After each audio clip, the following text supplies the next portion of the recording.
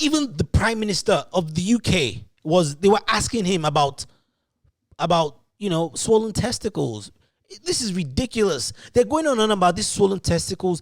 They're airing this stuff out even more. Do you understand that people that are prone to believe things like that, they're going to see that, and when they see it coming from news organizations like yours, they're already going to assume that whatever they're saying, I believe the opposite of. Yeah.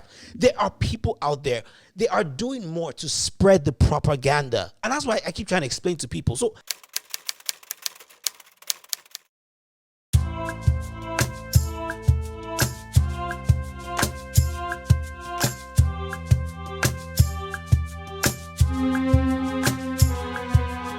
hey, my people, what's good? Welcome to the Tobis podcast. I know it's been a hot minute. On the mic is Corey as usual, and I have here with me my man Toby. This is Toby.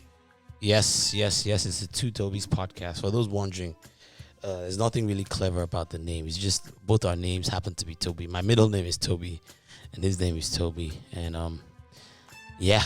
And for those that are wondering, we talk about politics. We talk a lot about politics on here. Controversial topics, culture, history. My boy Toby here is very, very versed in a lot of historical facts. A little too much that I can bear. So he's my encyclopedia here for those wondering. But a lot has happened since last time we came. This is episode, I think 7 or 8. I'm not sure. There were like 2 episodes that I didn't air. It was right after the elections, the January 6th shenanigans. I probably didn't air those episodes because, it was kind of hot at the time. Mm-hmm. And I wasn't trying to get deplatformed.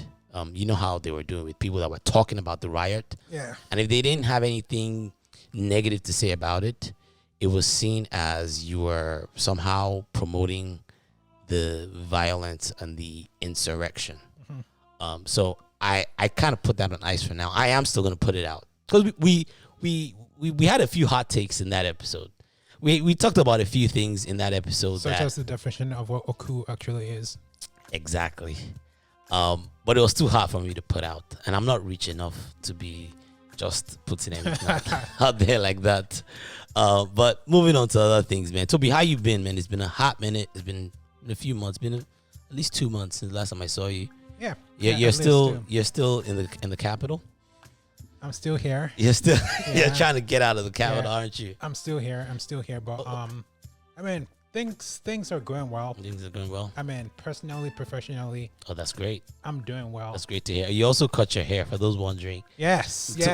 Toby used to have this crazy, crazy. Should I call it a fro or crazy fro? Really a fro. Crazy fro. But I felt like that was like your signature look. Now it's like it's different. I'm trying to get used to this new clean shaven look. I know. What else has happened since then? I actually went to Orlando. Yeah. A few weeks ago. Yeah. I was in Orlando. I went there for like a family vacation. Orlando is where Toby was originally from, and where he's been trying to go back to now for the last couple of months. I know you're sick of DC. Big time. All right. So let's get right into it, man. We are a lot of topics that we have on deck today. And the very first one that I want to talk about is the whole Nicki Minaj snafu. She's been on Twitter. She's been very vocal. I think they underestimated how stubborn Nicki Minaj can be. And, I follow like entertainment topics, hip hop, Afrobeat, all these genres. I have another podcast, Smiling Suffer podcast, where I talk about some of those things. So I've known about Nicki Minaj being very, very stubborn. You can't pin her in a corner. Yep. She will press P on you. Like she doesn't know how to back down. Yep. And something happened recently. Now, I've seen her get into rap beefs with people where she was ready to air them out. Like she did an impromptu Queen radio session on Apple, where she can just go on this Apple channel that she has and just air out everything that she's feeling. She did it when she had this huge beef with Cardi B. was very big at the time. Like she went out there and she wasn't. And this was back when Cardi B was supposed to be like the industry darling. She was coming up. She wasn't trying to hit none of that, man. Cardi B was coming at everybody, and anyone that chose to take her side, she would drag them and insult them. I've always felt like there was part of it that I just always felt like it was kind of childish, like she was too grown for stuff like that. But this time around, she got into the political waters, and I don't think she knew that what she was getting into. She made a comment about COVID, and the way it started very innocently. What I think she underestimated, maybe you can expand more on this, is COVID is a very politically divisive topic in America right now. Wouldn't you say? Absolutely. It is one of those. I haven't talked about it, and this is the like I have another pod, the Courageous Pod, where I try to talk about things that take a little bit of courage. I haven't been able to touch COVID because I know just how sensitive it is. The way it works is, if you raise any kind of doubt or say anything that puts into doubt the efficacy of the vaccines, or you're against like mandates, or if you do any kind of questioning, right off the bat, you're seen as an anti-vaxxer.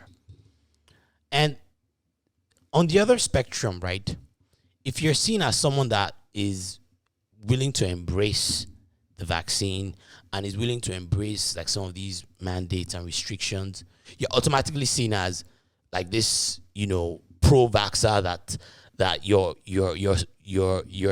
threatening everyone's freedom. It's very extreme on both ends. There's no in between. There's no, it's almost like you can't have a nuanced position. You're either for or against. Absolutely. And what happened was someone had asked Nicki Minaj, I think one of our fans. And by the way, Nicki Minaj is very influential. She has over 20 million followers on Twitter. So she's very influential. And someone had asked her about vaccines or whatnot.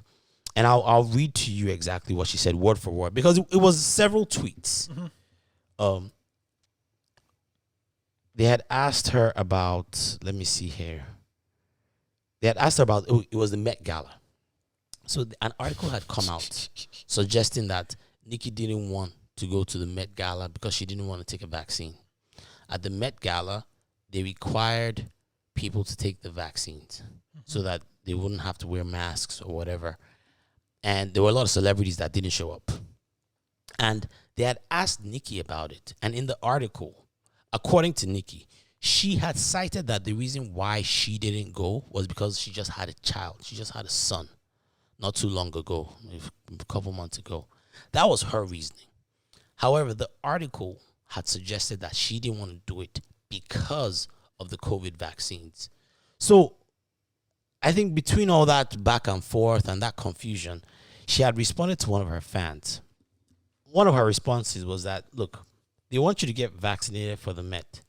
If I get vaccinated, it won't be for the Met. It'll be once I feel I've done enough research. I'm working on that now. In the meantime, my loves, be safe. Wear the mask with 2 strings that grips your head and face, not that loose one. She goes on. She was replying to another one of her fans. I think what her fans were saying, it doesn't sound like she hasn't, obviously she has a lot of fans. Some people are coming to her defense. It doesn't sound like she hasn't. It doesn't sound like she's anti-vax, because this was people started calling her anti-vax. It doesn't sound like she's anti-vax. She just wants to do more research.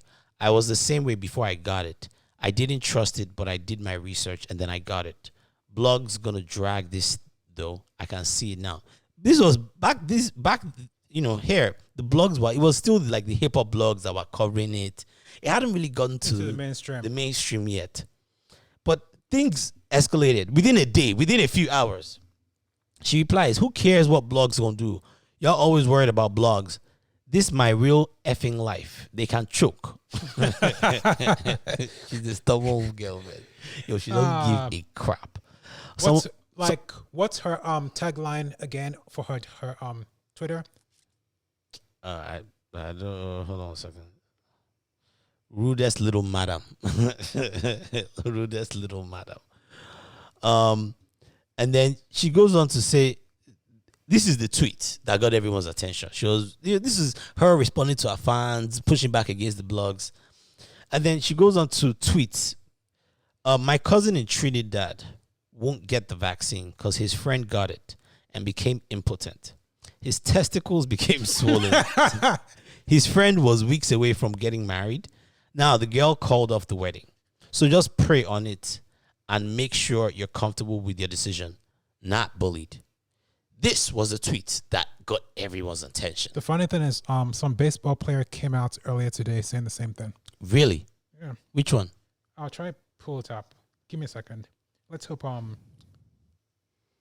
But you see, in this tweet, she's not saying the vaccine necessarily. She's not. She's suggesting. She's inferring, but she's not necessarily saying it like this is what caused it. She's just saying that, look, my cousin told me this, so I don't know how true. Yep. You know what I'm saying? Like, she's not really saying anything. However, I can see how people would say that it's irresponsible. She has a bigger platform, and I can see how people would say that she could possibly scare people that really need the vaccine from getting it. Mm-hmm. So I understand why a lot of people found it irresponsible of her to tweet that. But you see, that wasn't the only tweet. The next tweet after that, someone had said, I had to get the vaccine because they wouldn't let me look for a job or get a job and to earn some money. And no, I'm unsure about getting the second vaccine. She said, I know, babe. A lot of countries won't let people work without the vaccine. I definitely recommend they get the vaccine. This was like the next tweet after that. I definitely recommend they get the vaccine. They have to feed their families. I'm sure I'll be vaccinated as well because I have to go on tour, etc. So, like, this isn't someone that's an anti-vaxxer, is my point. Yes, you can say she's showing some vaccine hesitancy, I mean, but she says she's looking to do her research. I mean, but she goes on. She's not done. I'm not even done yet. There's another tweet where she goes on to say, someone said, same here, babe, double dose, no COVID. Only people I know who got it so far didn't have the vaccine. Everything has a risk. Even an over-the-counter painkiller has a long list of side effects of the pack. She said, well said, babe. I'm glad you're okay. Would have went nuts if something would have happened to my pudding pup. And then, she's going on. She's asking a poll about who got what vaccines. And then at that point, everything just opened up. You had people just mainstream media coming for her. Joy Ann Reid was the very first one that got into the mix. Here is what she said. And people like Nicki Minaj, I have to say this. You have a platform, sister, that is 22 million followers. Okay, I have 2 million followers. You have 22 million followers on Twitter. For you to use your platform to encourage our community to not protect themselves and save their lives, my God, sister, you could do better than that. You got that platform. It's a blessing. It's a blessing that you got that people listen to you. And they listen to you more than they listen to me. For you to use your platform to put people in the position of dying from a disease they don't have to die from. Oh, my God. As a fan, as a hip hop fan, as somebody who was your fan, I'm so sad that you did that. So sad that you did that, sister. Oh, my God. And of course, Joy and Nicki Minaj saw this and responded almost immediately. This is what happens when you're so thirsty to down another black woman by the request of the white man that you didn't bother to read all my tweets, which is what I'm saying. There were a bunch of other tweets that were completely ignored, and they chose to focus on this one tweet. I'm breaking this down because I want to show people how the media operates, how the mainstream media, and I know people say mainstream media a lot without it meaning anything. There is a mainstream media. We've talked about this before. We've talked about this on the Two Tobis podcast. There is a mainstream media that they're a collective of people that they generally are on the same page. My God, sister, do better. Imagine getting your dumbass on a TV a minute after a tweet to spread a false narrative about a black man. This was the same day, September 13th. It all happened within the same day. I mean, at some point, she's retweeting her previous tweets about recommending people get the vaccine. I mean, it's ridiculous. Now, look at these headlines. This one's from the Daily Beast. Nicki Minaj won't get vaxxed. Nicki Minaj won't get vaxxed. Says she's worried about swollen testicles. That's the headline. If we're really worried about people's vaccine hesitancy, why would you spend so much time on the part of the tweets where it's like a throwaway tweet? She just said, "Look, my cousin told me this," and I understand. People would say, "Yeah, it's irresponsible," but there are other tweets there. Why wouldn't you highlight the other tweets? Why wouldn't you? If someone that is not even following the news sees this right off the bat, they're gonna look, swollen testicles. It doesn't matter whether they believe it or not. They're gonna suddenly start thinking in their head, the vaccine. There's a debate going on that's saying the vaccine could possibly give you swollen testicles. That's what they're thinking. Now, other people are going to think, oh, stupid, but there are going to be some people that just think, oh, Nicki Minaj said that. I wonder if there's some truth to it. And then you have some people who are just waiting, the doomsday theorists, the conspiracy theorists, that these are they're waiting. You're playing right into their hands. We're being divisive as a result. This headline was unnecessary. You're doing more to promote vaccine hesitancy. Well, here's the thing. The headline gives clicks. That's the thing. That's the problem. She replies to the Daily Beast. Please show me where I said I'm worried about anything. Yes, I'm glad you guys get to see how the media really works. I'll have them contacted along with others. I mean, this thing kept going back and forth, back and forth. She keeps retweeting her tweets where she's talking about recommending the vaccine for people, but they ignore, and all you keep seeing are headlines like this. Nicki Minaj says she refused to get vaccinated for the Met Gala. Fans respond with research. That's not what she said. She said that she wouldn't get the vaccine for the Met Gala. Nicki Minaj says she's skipping Met Gala over its vaccine requirement. Nicki Minaj wouldn't get vaccinated. Says she's worried about swollen testicles. But the media really gravitated towards the swollen testicles ones because obviously that's a headline grabber. And of course, Twitter, they did their thing. They were posting all these memes about swollen it was kind of hilarious, but all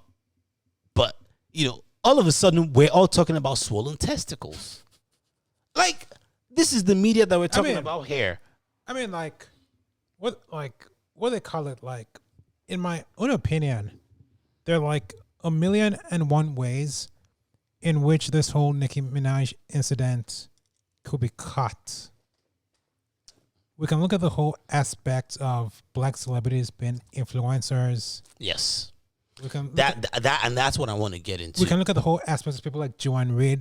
There are 1,000,001 ways in which this whole thing can be cut. And before we get in, I'll just quickly say mine. Mm-hmm. Mine is, if you listen to what Joanne Reid said, her basic pitch basically is you have a bigger platform of over 20 million people. Yes. Why don't you use your platform to get out to people?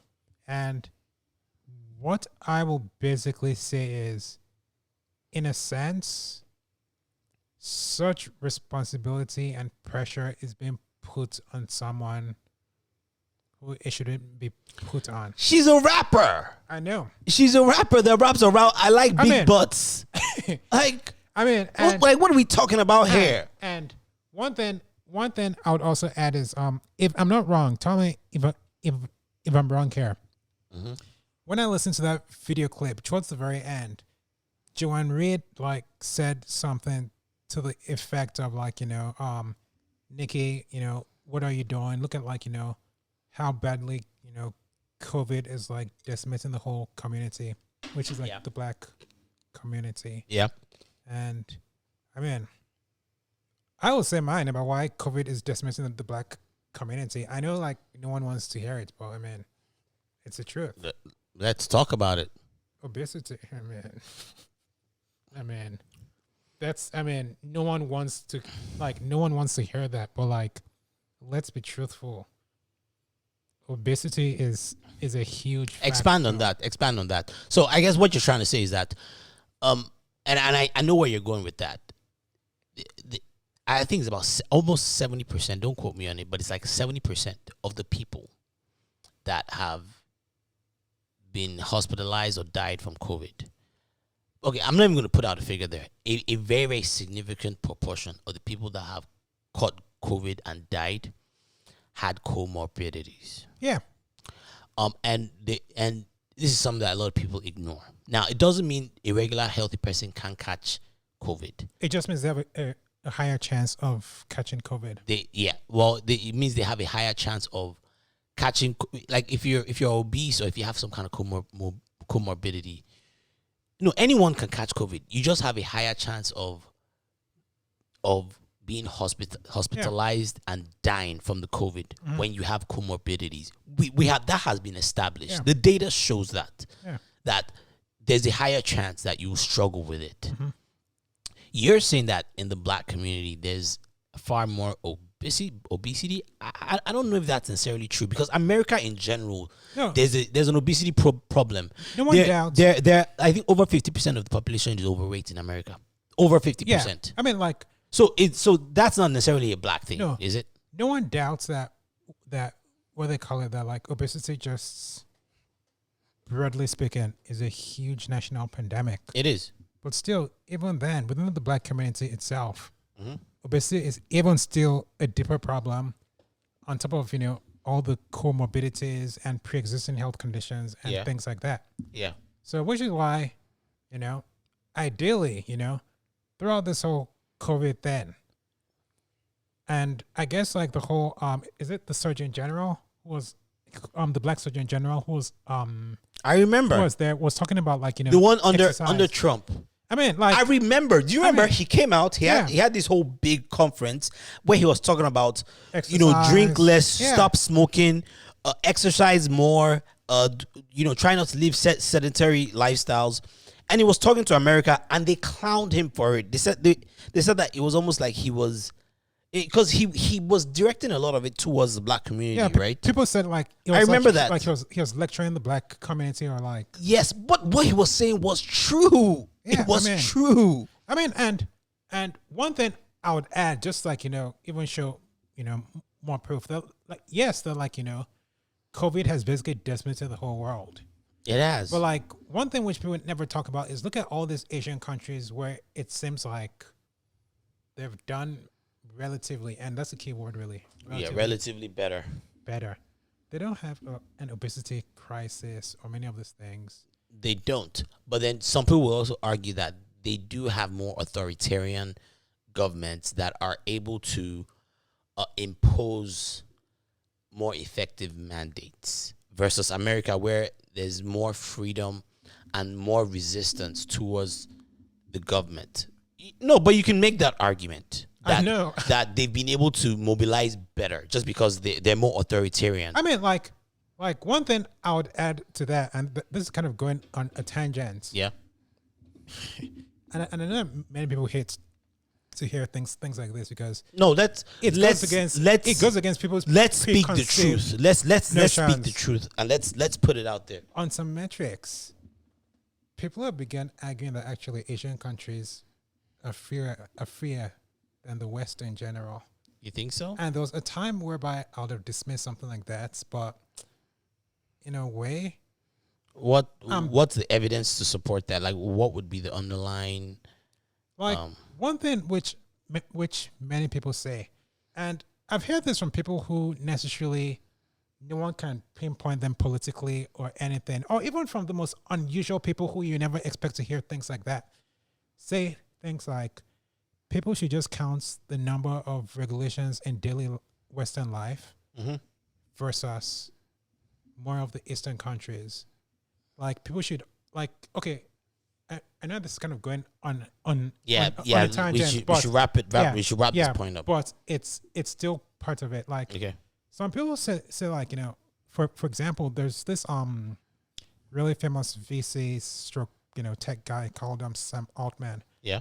A couple of years ago, he was like, he was in Beijing for like, some conference or something, and he just began, speaking what was on his mind. And while he was speaking, it clicked to him that what I'm saying, can I openly say this in Silicon Valley? Okay.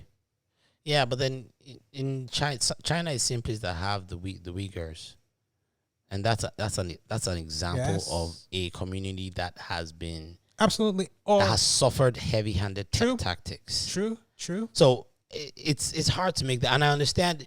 Yes, we are more in America, in Silicon Valley. They're more politically correct. So there's certain things that he can't say in terms of speech, but there are also certain things that you can't say in Beijing. You can't Absolutely. You cannot criticize the government, or He'll be you're out of whisked there. out. So Yeah, absolutely. So that's relative too. Which is why I said that in a way, I kind of, Yeah. do agree, and also in a way I don't Okay. agree. But let's go back to this Yeah. Nicki Minaj thing. So the media hasn't stopped coming for her. You had people like Jimmy Fallon clowning her.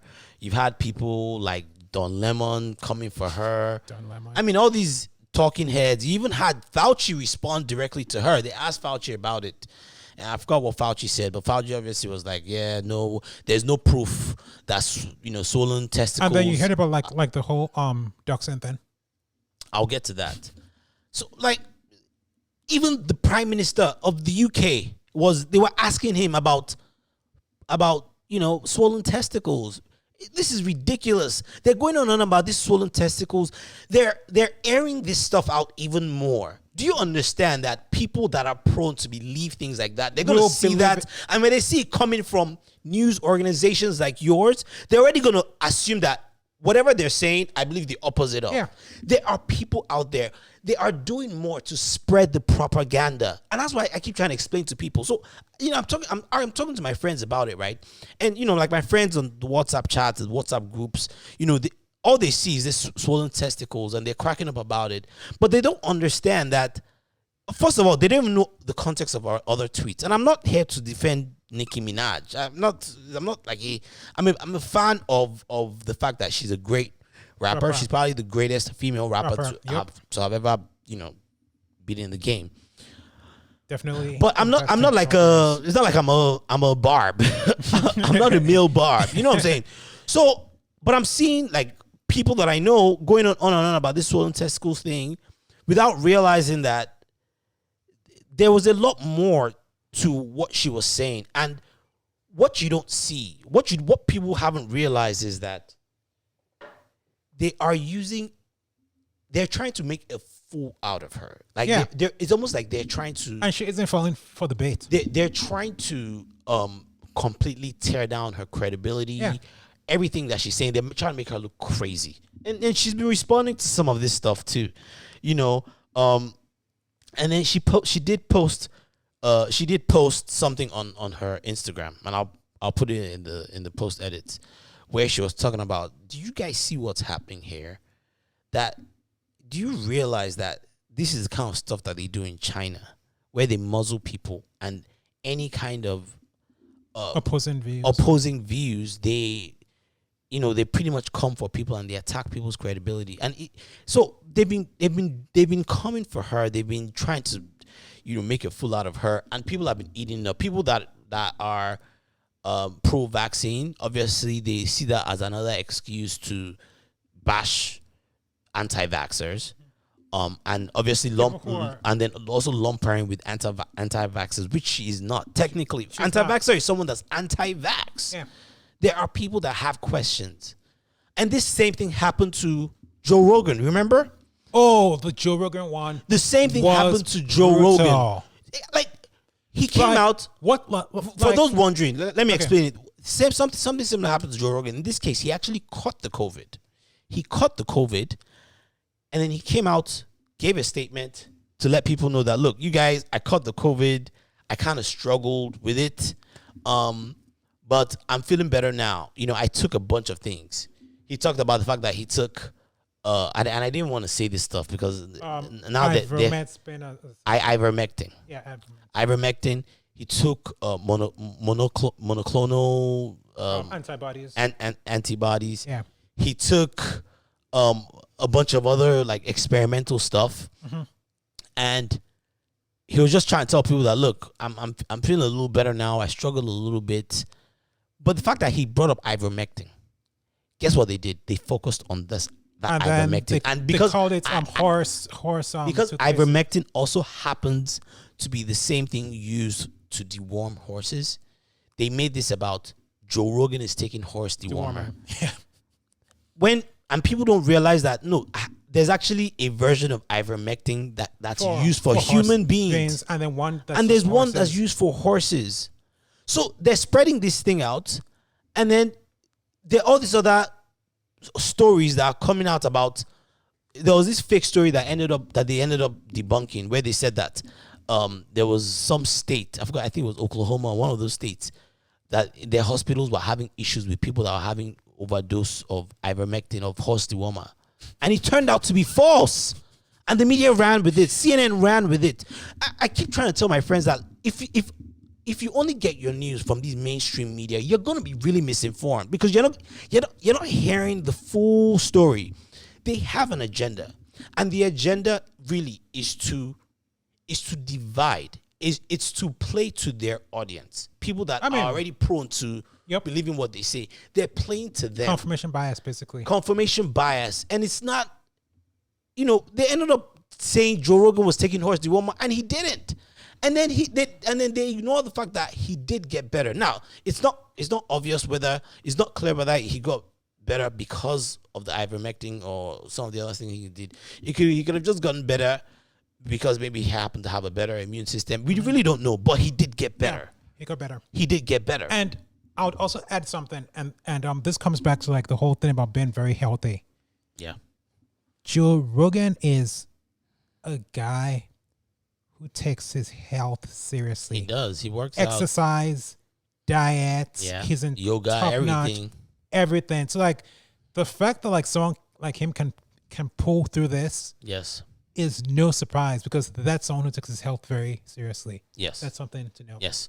But going back to the Nicki Minaj, they're not done coming from it. So because Nicki Minaj has been putting out all these statements and fighting back and telling people that, look, they're trying to assassinate my character, essentially. What happened?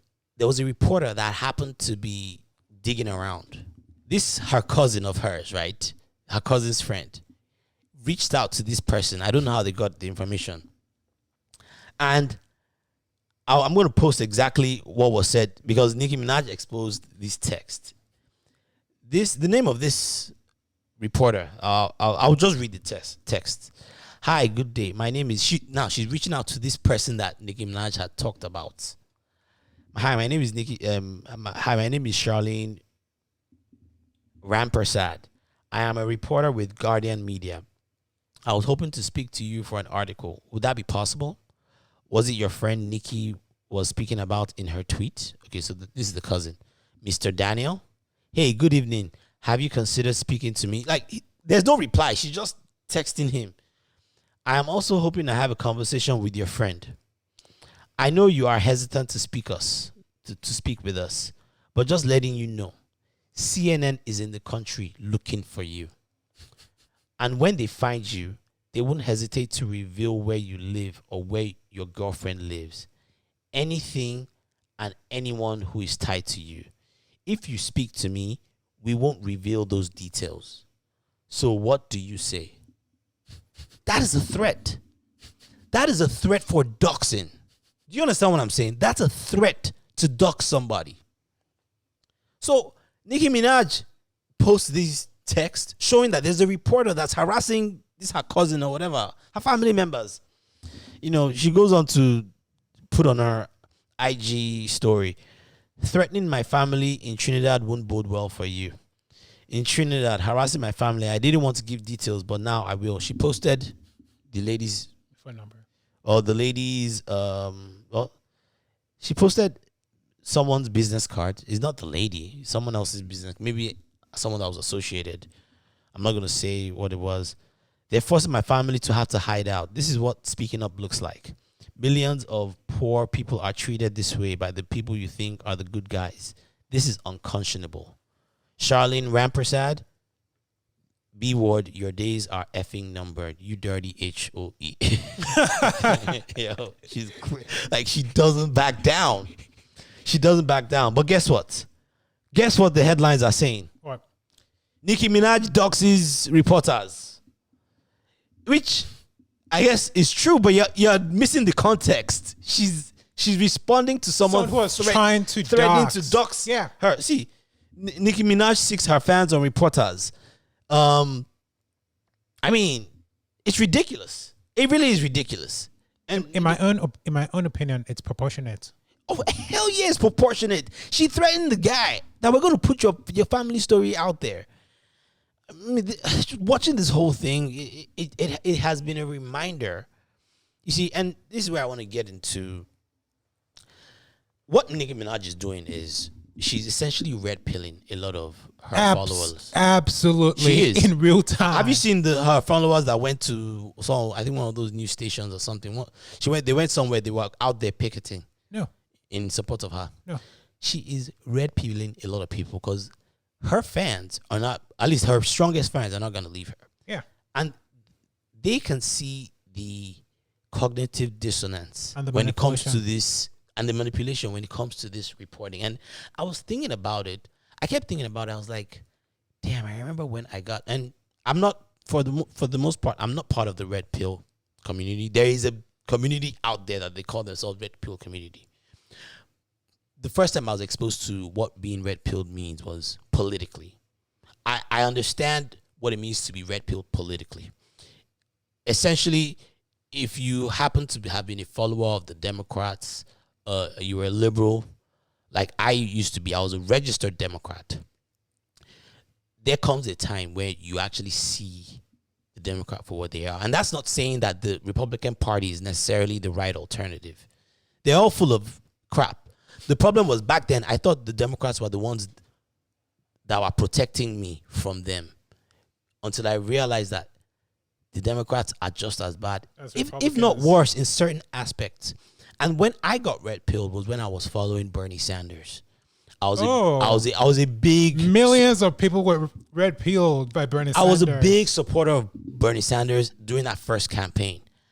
And I saw the media coverage.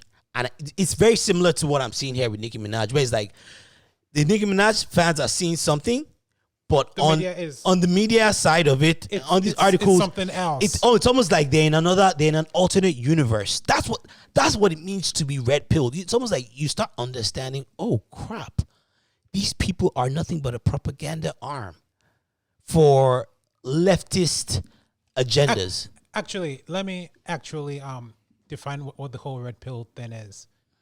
The whole red pill thing really is you come to the realization that people in certain institutions, including the media, their job basically, number one, is to manipulate your reality and protect very sinister people by manipulating you. It's really that simple. You know, another thing that people are missing when it comes to this whole COVID vaccines, and again, look, I'll be the first to tell you, I'm vaccinated. So I'm not like if I can't be an anti-vaxxer and get the vaccine. Exactly. I had my reasons for getting the vaccine. Obviously, there's certain statistics and data that I see out there that also make me wonder, like, how effective are these vaccinations? Absolutely true. But I don't doubt that looking at the data, it's pretty clear, at least so far, the data so far, it looks like the vaccines reduce the chances of being very critically ill or even possibly dying. True. Like, absolutely. the data shows that. Absolutely. So I can stand on that. I am not an anti-vaxxer. But I also understand that there is something about what they initially said about how effective these vaccines were going to be and what it turned out to be. Yeah. People forget that the initial assumption was that if you got COVID vaccine, you couldn't catch it. Yes. And even if you caught it, you couldn't necessarily pass it on. That has turned out not to be true. You can still catch it. Now, yes, your chances of severe illness may lessen, but you can still catch it. You see, that's something that they're not really being honest about. Like, that's when you're not being forthcoming and saying, okay, look, we thought it was this, but this is the case, you're going to have more people doubting. Now, here's another factor. And this is not me being a conspiracy theorist. People have to understand the biggest sponsors of the mainstream media. What industry is it? Pharma. Like, do you realize what's going on here? Like, and this is not me trying to be a conspiracy theorist, but what I'm trying to tell you is that the media has a vested interest. If you watch CNN, Fox News, all these channels, like all I see when it comes to commercials, if it's on Fox News, that thing is actually very true. Between programs, it's always drugs. It's always drugs that they're advertising. They're the biggest sponsors. It's very true. They're the biggest sponsors. It's not big oil. It's pharma. It's big pharma. And what people don't realize, and I'm not saying, the big pharma, they're all colluding, but you have to understand, what you have to understand is that all these pharmaceutical companies that are producing these things, they already have interest. They have partnerships with a lot of these outlets. Yeah. A lot of these outlets are surviving because of the ad money which comes in. So you have to understand, and I'm glad that you're helping me finish my sentences. What you have to understand is that this stuff, these medications. I mean, you had Purdue, right? They just settled a lawsuit for almost $500 million because of Oxycontin. Yep. This idea that we just have to accept anything and not have a questioning attitude. It's crazy. I'm not saying be an anti-vaxxer. I'm saying we have to be able to question it. Are you kidding me? One thing I like I'll say about like pharma in general, and it's something I've always said, and this is kind of going on a tangent, and it has to do with healthcare and the whole system. Is one thing I've always said, and I've always said it on the chat group, is whenever people talk about affordability of healthcare in the United States, no one anywhere is talking about what they should be talking about or hitting what should be hit. Both on the left, where they talk about single payer, or on the right, where they are. I'll be blunt. The Republican Party, when it talks about healthcare, looks effing clueless. Yeah, they don't really have a. They look clueless, comically clueless. But here's the point I'll make: a huge thing, which, if anyone is serious about reining in healthcare costs, are two things: intellectual property and patents. Yeah. And the government's buying drugs directly. Yeah. Because look at it this way. And that's what vaccines are. Look at it this way. Basically, what's going on with the vaccines basically is the government is basically the one paying for everyone. And think about it this way. I'm not trying to suggest anything here, but just use your imagination. What happens to companies like AstraZeneca, AstraZeneca, Johnson & Johnson, Pfizer, on the day COVID ends and there is no need to buy pharmaceuticals? I'll just leave it there. Think about it. Well, so some people would argue that they have other streams of, they have other drugs that they're gonna have. I don't want to suggest that this is some kind of, because there's data to show that these have been effective too. The problem now is that they're starting to talk mandates. That's another dicey situation where it's you're saying that people don't have a choice anymore. Biden gave that speech where he was like, we're tired, or something we're tired of waiting, or it was a very, very Darth Vader type speech. Where he was saying that, look, we're getting tired of you guys. We're going to mandate it now. And now they're starting to mandate it for federal workers. They tried doing it for healthcare workers. You know what happened? Many began saying no. A lot of nurses, they were letting go of a lot of nurses, and then they had a deficit in people to actually take care of the people getting sick. So they had to stop that. Did you know that? They initially tried to mandate it for the healthcare workers. A lot of them said no, healthcare workers. Do you know the group of people that are most vaccine hesitant in terms of college and education? White, highly educated PhD holders who in many cases are firmly Mr. Biden's constituency. Can you believe this?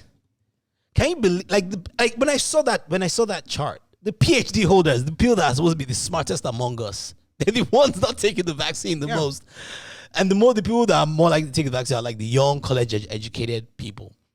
I mean, there's just some of this stuff that I'm just like, are you like, you can't expect people to see all these things around them and just be like, embracing. I mean, like, one thing I would say, and I've said this before, if you look at the whole thing about the mandates, like, here is my own opinion. Like, yes, if we really want to like increase like the vaccination rate, yep, what needs to be done is a very conciliatory approach needs to be taken.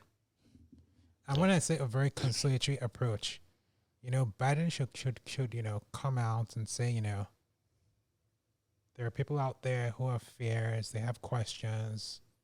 It's a very natural thing. I'm your president. I promised unity. I'm not trying to force you, but in the next couple of weeks, months, I would like to move people along and for us to have dialogue. I understand how, you people want to go back to your normal life as soon as possible.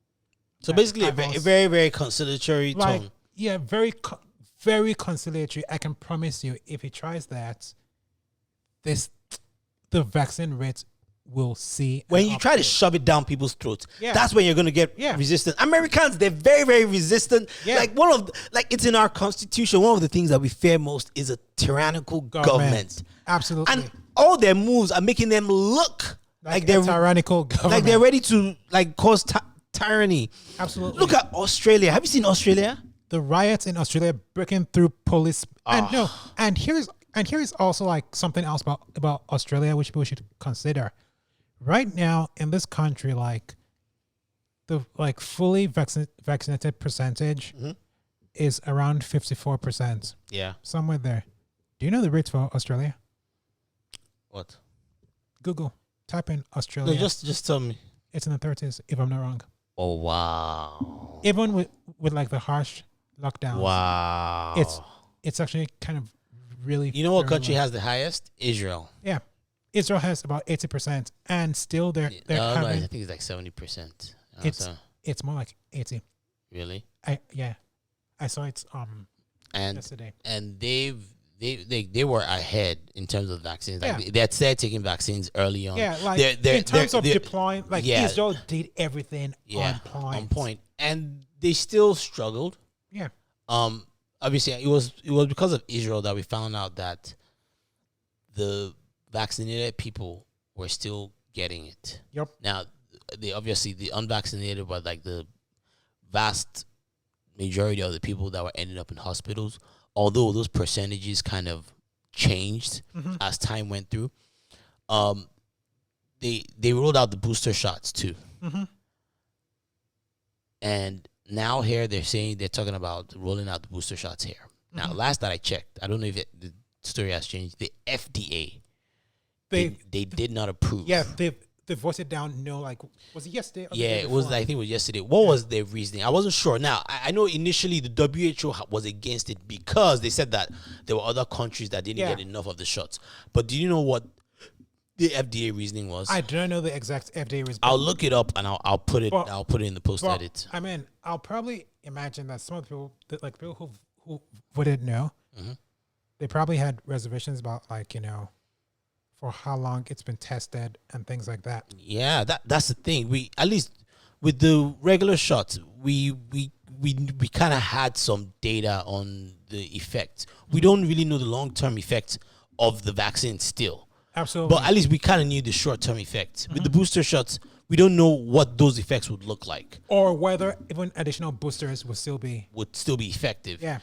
they are saying that the vaccine does wear off after some time for some people, depending. The data has been kind of all over the place, but the ones that we're sure, we've kind of like broken it down for you. We know that the vaccines reduce the possibility of hospitalized hospitalization and deaths. We know that having the vaccine doesn't necessarily mean you wouldn't catch it and spread it. True. It also doesn't mean that you still won't get hospitalized. It's just it reduces the chances. We know that the vaccines in some cases tend to wear off. They're saying I think they said in the Pfizer one that I think 6 to 8 months or something like that. It may wear off, which is why they're talking about introducing booster shots. I've taken the vaccines, and that's all I'm going to say on it. I'm not going to tell you whether you should or you shouldn't. I would say, look, talk to your doctor. If you do have comorbidities, if you have comorbidities, I'm not going to recommend either way, but you really should consider. Absolutely. You really should consider. Yeah. Because that thing is not. One of my cousins today, I saw him today. He doesn't have necessarily comorbidity. I don't know if he does or not. I mean, he's a little on the bigger side, obviously. He has long COVID. Have you ever heard of long COVID? What's long COVID? It's like when you're still suffering the effects of COVID long after. And he caught it when he was in Nigeria. He says that he can't really, like when he walks up a flight of steps, he kind of loses like his breath. Because the COVID does some scarring on your lungs. Get to your lungs. So, there's a lot of, it's definitely a very, very serious disease. It's definitely a very serious disease. But that's really all I'm going to say on it. I don't want to come off like I'm some kind of expert because I'm not. I mean, like, one thing which I actually feel we should go back to, which we haven't really talked about that much, is Nicki Minaj and the phenomenon of black celebrities being influencers. Yes. I think that's a good point. Before we do that, though, before we get into that, I want to mention one more thing in regards to COVID.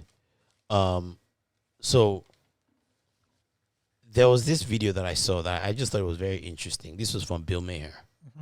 I'm going to play it. The Bill Maher show. Oh no, he was on Jimmy Kimmel. This is him. Oh. What happened? Let me refresh. He was on the Jimmy Kimmel show, and this is what he had to say about the vaccines.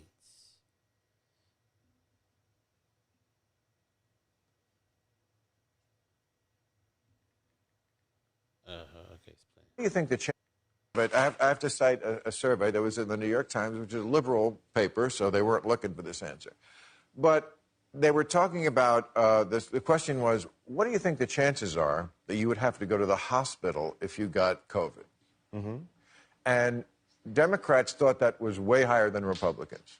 41% of Democrats, and the answer is between 1% and 5%. Okay. 41% of Democrats thought it was over 50%. Another 28% thought it was 20 to 49%. So 70% of Democrats thought it was way, way, way higher than it really was.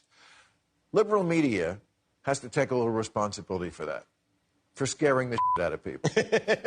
And the reason why I'm bringing this up is because it's much harder for every touring act to sell tickets in blue states. Oh, interesting. They're afraid to go out of the house. I see. Whereas in red states, it's all good to go.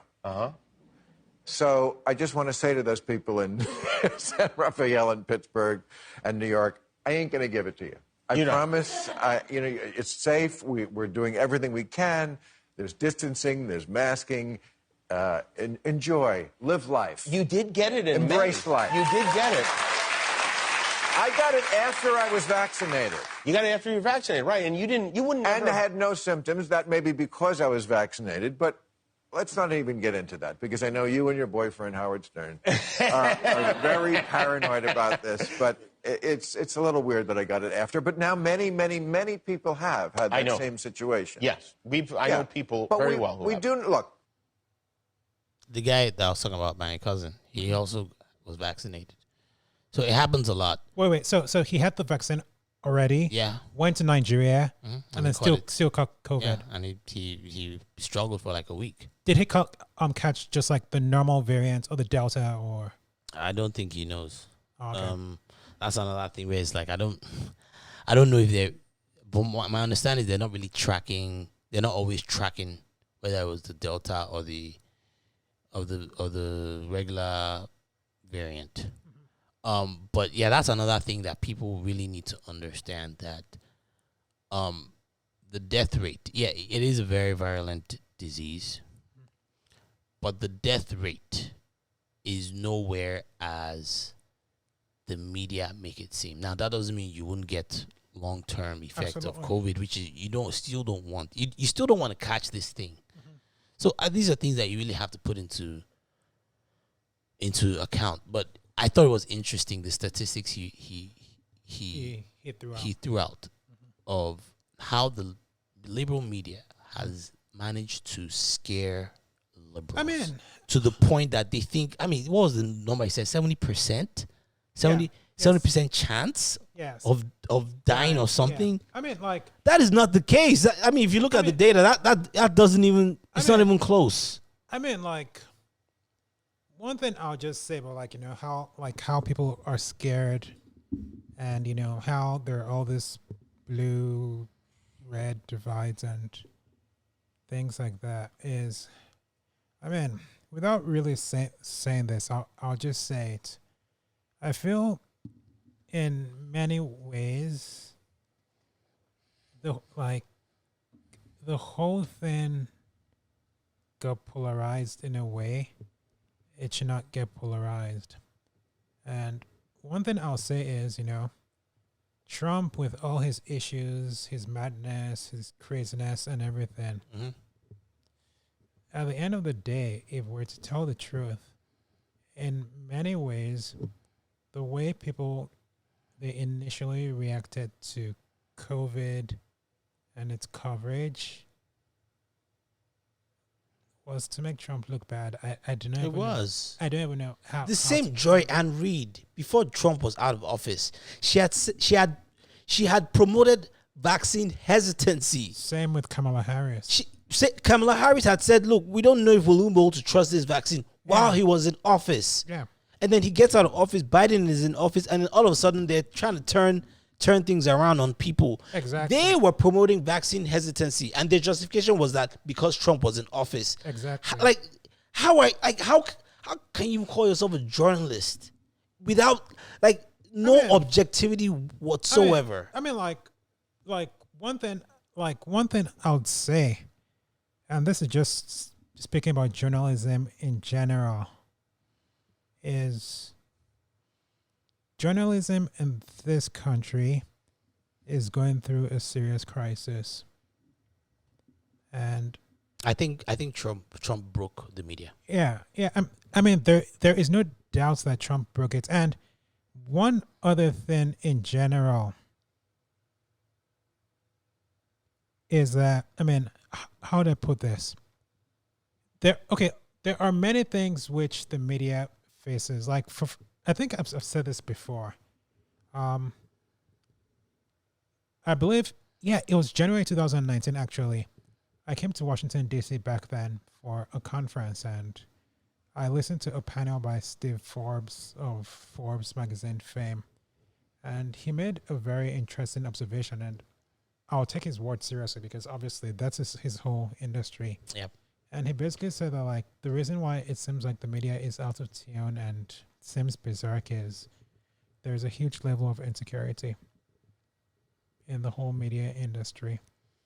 That there seems to be like many upstarts, because if we should look at how things have been in this country traditionally, probably until the last 20, 30 years, there probably normally were always 2 or 3 main media channels like CBS, ABC, NBC, CBS, and all the information was channeled through them. And those people were effective at building consensus. But but now you have the internet, which has to an extent democratized exactly media.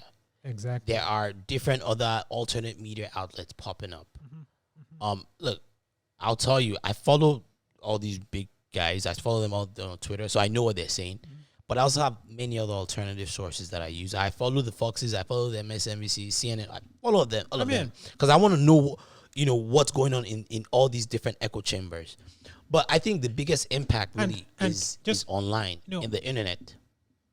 Actually, just two more quick things I would say is one thing which I feel has badly happened in American journalism, and I feel it both applies to the so-called conservative and liberal media.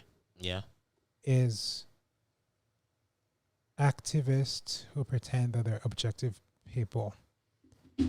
Now, let me expand what I mean. The whole pitch of, let's say, a channel like CNN is they're meant to be a news source. the most trusted news source. Exactly. But the truth about the matter is we all know that they have their leanings. And I'll just say to be safe here, is that in many ways, I actually do not have a problem if news sources have a leaning. Yeah. In fact, if news sources are very open about what their leanings are, the better. So, for example, take two news sources which I read almost every day: the Daily Signal and the Daily Wire. Both are very open that, look, these are our leanings and this is where we are. They say it unapologetically that over here we are promoting an agenda. I follow the Daily Wire too. Exactly. If you do not like it, you can go away. At least that level of upfront is very good. But I feel that where things go wrong is whereby some of these news organizations try to pretend to be what they're not. And so most people already they're kind of hip to the CNNs, the MSNBCs. Where people are still confused, AP, Reuters. I'm not saying all their writings and editorials are biased, but there's some that are biased that come across like they're giving you straight news. Even AP picked up the Nicki Minaj story. I saw AP ran a headline on it. They're all trying to get in on the clickbait. AP used to be one of the most trusted. That's where all the news sources go to. Which comes back to what we're saying about a feeling of insecurity in the news media. When AP, Associated Press, by the way, for those wondering. When AP and Reuters know that they're competing against the Daily Wire, the Daily Signal, Breitbart, Red State, and their numbers, those guys are doing numbers, and exactly, they are competing against those numbers. The temptation to get very clickbaity. Yes, and I think that's what happens. They get clickbaity, and they figure they already have an audience. They want to keep their audience. Exactly. And a lot of the people within these news outlets, a lot of them also have biases of their own. Let's be honest. Absolutely. They're not. They're not always the most objective. The New York Times is another one that I also felt like, even though they still do good reporting, but the New York Times today is controlled by activists. A lot, yeah. It's Barry Weiss showed us that. I think we talked about that in one of our previous podcasts, where Barry Weiss just said, "Look, the editorial board has been taken over by activists, and these are the kind of stories that they're running with." And one thing I'll just quickly drop is, in my own opinion, ideally, the way the ideal media ecosystem should be is, as much as possible, there needs to be a few of those news channels in the middle, which try their best to keep objectivity. Just give the news nothing, and then you can have nothing more. And then you can have the ones the Daily Wire or Vox or things like that. Yeah. And that's the thing. I think people are already they already know about CNN. So during the Trump administration, the MSNBCs and CNN, they were really exposed for what they really were. I don't think MSNBC even tries to really hide it like that anymore. They haven't since the days of Keith Olbermann, and I've been watching cable news for a very long time. Trust me. It's the other publications. NPR is another one that I was really shocked. I like and I don't know, maybe because I was in a bubble at the time, but I felt like NPR was the one source that was going to give it to you straight. They're very, very biased, very biased, and people get their daily news. So that's where some people get all their news. Yeah, and I'm like, you do realize that there's other like sides of the story that you don't hear, and that's what we saw with this Nicki Minaj story. They did nothing to show the parts where she recommended the vaccine. The vaccine, absolutely.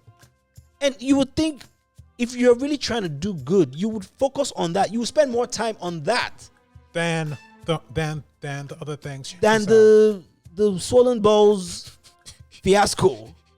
The heck? You're clickbaiting. You're clickbaiting people.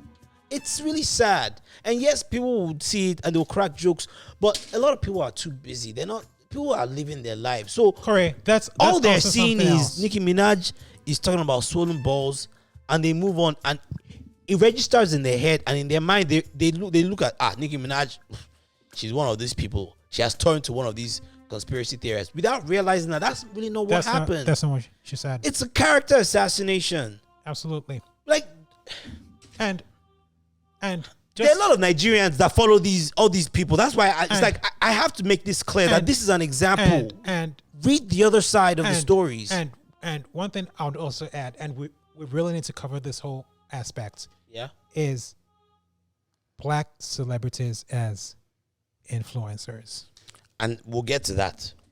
I think we should get to that. We should take a quick break.